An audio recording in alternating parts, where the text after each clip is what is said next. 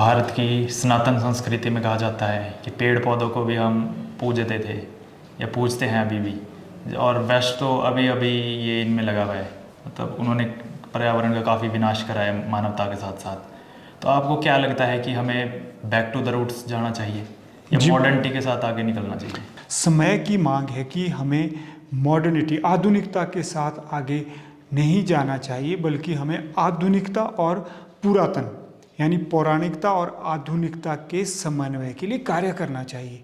यानी हमें ट्रेडिशंस भी चाहिए और हमें मॉडर्निटी भी चाहिए, हमें कल्चर भी चाहिए, मॉडर्निटी भी चाहिए। तो समय की मांग है कि किस तरह से इनमें समन्वय स्थापित किया जाए, क्योंकि बहुत सारी चीज़ें हैं। जैसे आपने कहा कि हमारे हिंदुस्तान में बहुत पहले से हम पर्यावरण को अपने जीवन का हिस्सा मानते थे।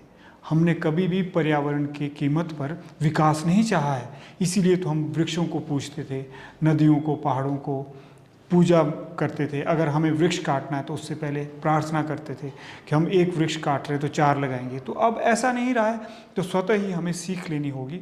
अगर हमें इस धरती को अकाल मृत्यु के मुंह में जाने से बचाना है तो हमें अपने जड़ों की ओर जाना होगा, हमें सांस्कृतिक तौर पर उन्नत होना होगा, हमें सांस्कृतिक उत्थान की ओर आगे बढ़ना होगा। जब तक हम सांस्कृतिक उत्थान सुनिश्चित नहीं करते तब तक मुझे नहीं लगता है कि हम पर्यावरण को बचा सकेंगे भावशी। और सांस्कृतिक उत्थान जो होगा वो हमारे अध्यात्म से होगा। आध्यात्मिक गुरु या फिर किसी से बड़ी इंस्पिरेशन ली थी, वो कौन है? आपने बहुत अच्छा एग्ज़ाम क्रैक किया है, कैट का एग्ज़ाम क्रैक किया है, और आप जो है एक बहुत अच्छे रेप्यूटेड कॉलेज यूनिवर्सिटी में जाएंगे। ज़रूर कहीं से भी शिक्षा आपको मिलती है, वो ग्रहण करें, लेकिन कोई ना कोई एक सोर्स ऐसा आपके सामने ज़रूर होता है जो बार बार आपके आध्यात्मिक जिज्ञासा को शांत करता है। तो ऐसे बहुत सारे सोर्स हो सकते हैं, और मुझे लगता है कि मेरे भीतर ही वो एक ऐसा सोर्स है जो मेरी जिज्ञासा जिससे शांत होती है।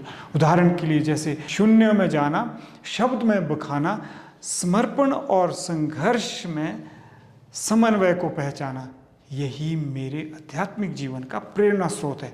शायद बाद में आप चिंतन कर सकते हैं कि किस तरह से हम शून्य में जान सकते हैं। अर्थात जब मेडिटेशन करते हैं, हम अपनी भीतर की दुनिया में जाते हैं, तो हमें अलग अलग तरह के अनुभव होते हैं। वो जो अनुभव होते हैं वो हमारी जो बाहर हमने चीज़ें सीखी होती है, गुरु से ज्ञान लिया होता है, प्रेरणा ली होती है, उन अनुभव की पुष्टि होती है। अगर हम बाहर की नॉलेज नहीं लेते हैं, प्रेरणा स्रोत नहीं बाहर किसी को मानते हैं, तो हो सकता है कि जो आपके भीतर अनुभव हो रहे हैं, हो सकता है वो गलत भी हो सकते हैं।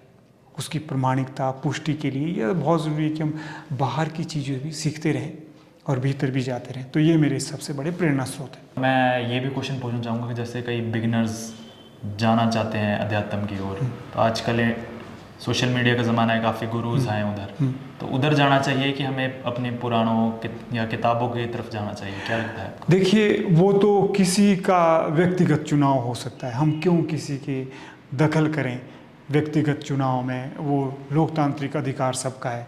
मैं तो यह कहूँगा कि जब हमारे पास मूल ग्रंथ है, हमें मूल ग्रंथ पढ़ने चाहिए सबसे पहले, और फिर मूल ग्रंथ पढ़ें या फिर हम किसी प्रमाणिक गुरु से यह बातें सुने। लेकिन उससे भी बढ़कर क्या है कि चाहे हम मूल ग्रंथ पढ़ें या प्रमाणिक गुरु से अध्यात्म की बातें सुने, इसके साथ साथ यह ज़रूरी है कि हम अपने भीतर की यात्रा भी ज़रूर करें, अनुभव को जोड़ें। और जब आप अनुभव को जोड़ते हैं तो जैसे जैसे आपका स्तर बढ़ता जाता है भविष्य, वैसे वैसे स्वतः ही आप समाज के साथ, मानवता के साथ, सृष्टि के साथ कनेक्ट करते जाते हैं। स्वयं में सृष्टि को, सृष्टि में स्वयं को देखने की उदात्त दृष्टि रखता हूँ।